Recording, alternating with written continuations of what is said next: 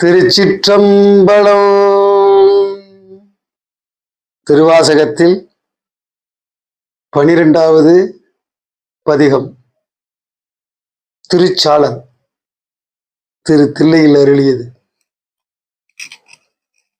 பூசுவதோ வெந்நீரு பூண்பதுவோ பொங்கரவும் பேசுவதும் திருவாயால் மறைபோலும் காணேடி பூசுவதும் பேசுவதும் போம்பதுவும் துண்டு என்னை ஈசனவன் எவ்வுயிர்க்கும் இயல்பானான் சாலலோ.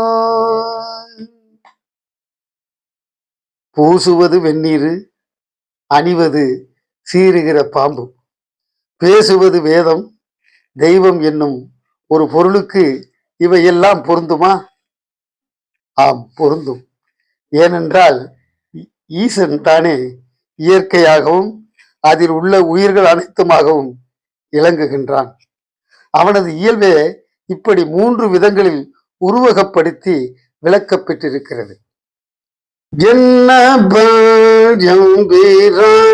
எல்லாருக்கும் தானீசன் துன்னவை கோபனமாய் கொள்ளுமது என்னேடி மண்ணுகளை துண்ணு பொருள் மறை 4 வான்சரடா தன்னையே கோவனமாய் சாத்தினன்கான் சாலலோ. அனைத்துக்கும் ஈசன் என்று சிவனாரை சொல்லுகின்றாய். அத்தகைய ஸ்தானத்தில் இருக்கிறவனுக்கு தைத்த கந்தை துணியை தவிர நல்ல கோவணம் கட்டுவதற்கு கிடைக்கவில்லையா? அவனுக்கு பொருள் செறிந்ததும் அழியாததும் ஆகிய வேதமே அரைஞான் ஆகவும் கோவணமாகவும் அமைந்திருக்கிறது. கோயில் சுடுகாடு கொள்புலி தோல் நல்லாடை தாயுமிலி தந்தையிலி தாந்தனிகள் காணேடி தாயுமிலி தந்தையிலி தாந்தனிகள் ஆயிடினும் காயில் உலகனைத்தும் கல்பொடிகான் சாலலோ. குடியிருப்பது சுடுகாட்டில், அணிவது புலித்தோல், தாய் தந்தை இல்லாதவன், ஒற்றையான், இவனும் ஒரு தெய்வமா? பிரபஞ்சம் அழியும் தன்மையுடையது என்பதை சுடுகாடு நினைவுக்கு கொண்டு வருகிறது. ஆணவத்தை அழித்ததற்கு அறிகுறி கொல்புலி தோல். அவன் பிறவாதவன், இரவாதவன், முழு முதற் பொருள் ஆதலால் அவன் தனியன். உலகம் இருப்பதும் போவதும் அவன் சங்கல்பத்தை பொறுத்திருக்கிறது. அயனை அனங்கனை அந்தகனை சந்திரனை வயனங்கள் மாயா வடு செய்தான் காணேடி நயனங்கள் 3 நாயகனே தண்டித்தாள் சயமன்றோனவர்க்கு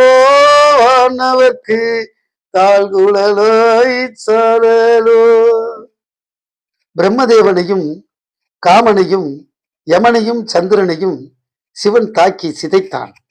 அப்படி ஏற்பட்ட தழும்புகள் என்றைக்கும் மறைந்து பட்டு போகாத பழி சொற்களை அவர்கள்பால் கொண்டு வருவனவாயின. பரமன் இப்படி செய்தது நியாயமா? பரமன் முக்கண்ணன். அவனுடைய 3வது கண் அதீத நிலையை குறிக்கும் ஞானக்கண் ஆகிறது. பிரபஞ்சத்திலே உடலும் தேவர்கள் குறைபாடு உடையவர்கள் என்பதை அவர்களுக்கு எடுத்து காட்டுதல் பொருட்டு பரமன் அன்னவர்களை தண்டித்தார். தாங்கள் திருந்திய மைய தீர்மானம் செய்து கொண்டதே தேவர்களுக்கு வெற்றியாகும்.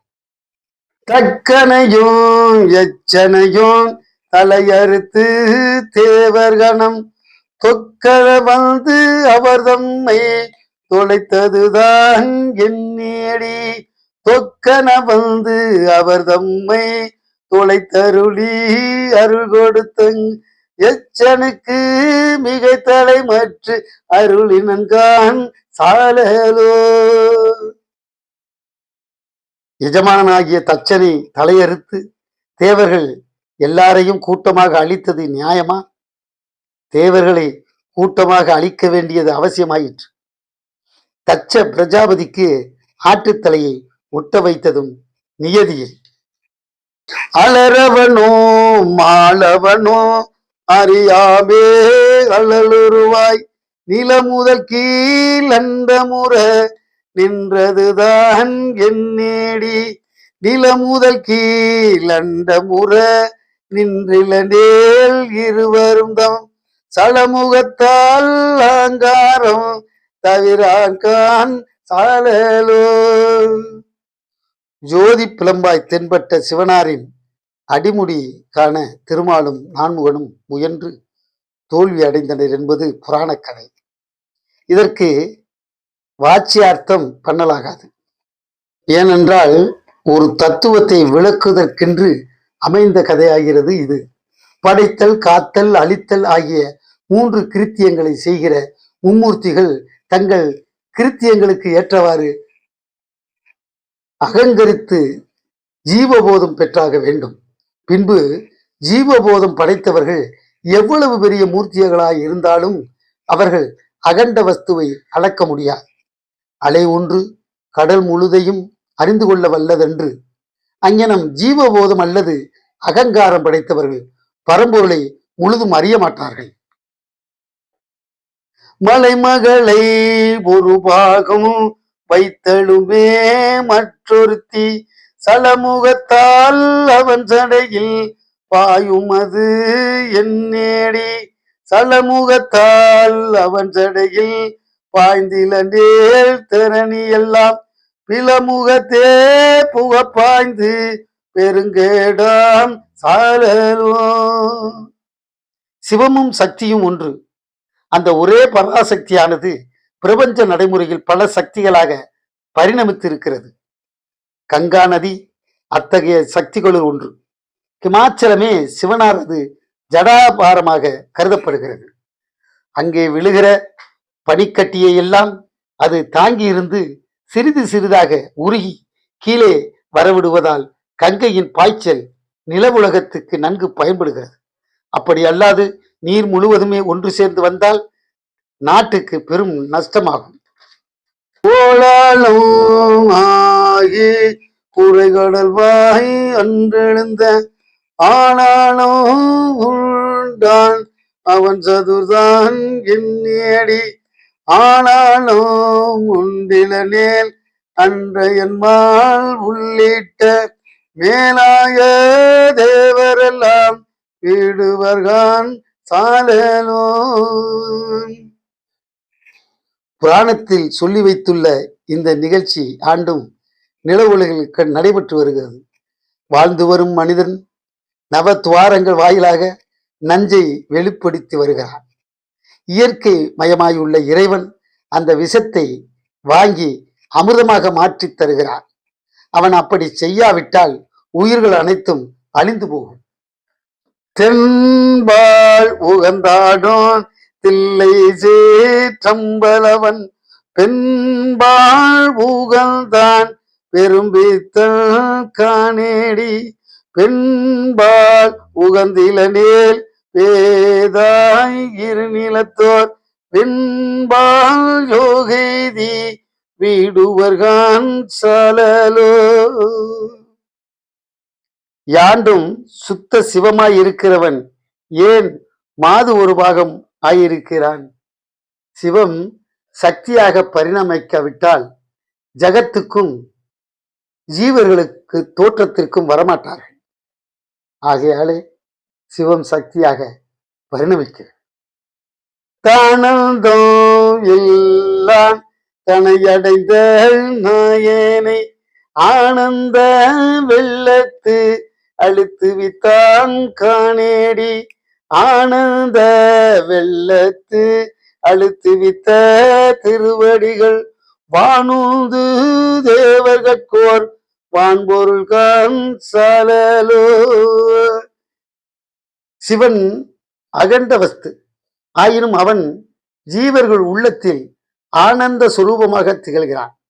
எனினும் அவன் பண்பட்ட இந்திரியங்களுக்கும் எட்டாதவன். நங்காயுது என்னதவா நரம்போடு எலும்பணிந்து கங்காளம் தோல் மேலே காதலித்தான் காணேடி கங்காளம் மாமாகேர் காலகந்தர திருவர் தங்காளம் செய்ய தரித்தனன்கான் சாலலோ. சித்தத்தை சிவன்பால் வைத்து சரீரத்தை சவம் போன்று கருதி அதை போகத்துக்கு புறம்பாக்க வேண்டும். அப்பொழுது தவம் இனிது நிறைவேறுகிறது. கோர தபஸ்வியாகிய சிவனார் எலும்பை நரம்பில் கோர்த்து அணிந்திருப்பதன் மூலம் இக்கோட்பாட்டை விளக்குகிறார்.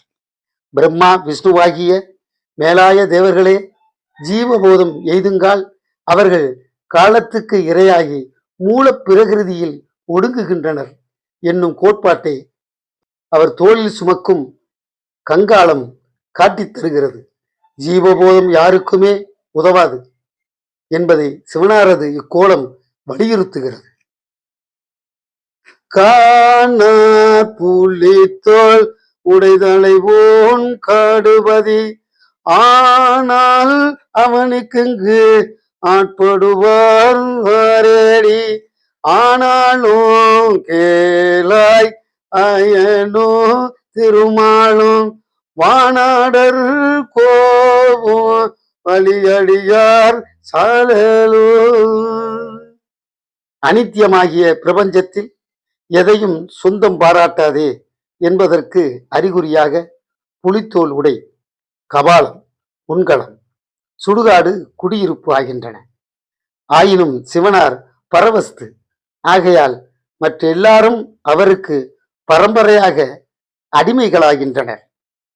மலையறையில் பொற்பாவை வாழ்நுதலால் பெண்திருவை உலகறிய தீவேலாது ஒளிந்தினேல் உலகனைத்தும் கலை நவின்ற பொருள்களெல்லாம் கலங்கிடுங்கான் சாலலோ.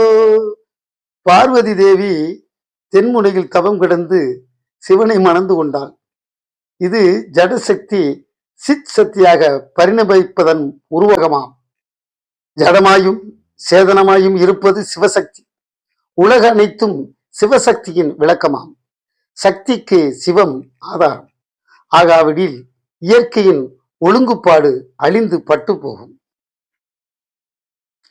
தேன்பூக்க தன்பனை சூழ் தில்லை சேற்றம்பளவன் தான்புக்கு நாட்டம் பயிலும் அது என்னேடி தான்புக்கு நாட்டம் பயின்றில நேர் தரணி எல்லாம் ஊம்புக்க வேல்காலிக்கு ஊட்டாம்கான் சாலலோ.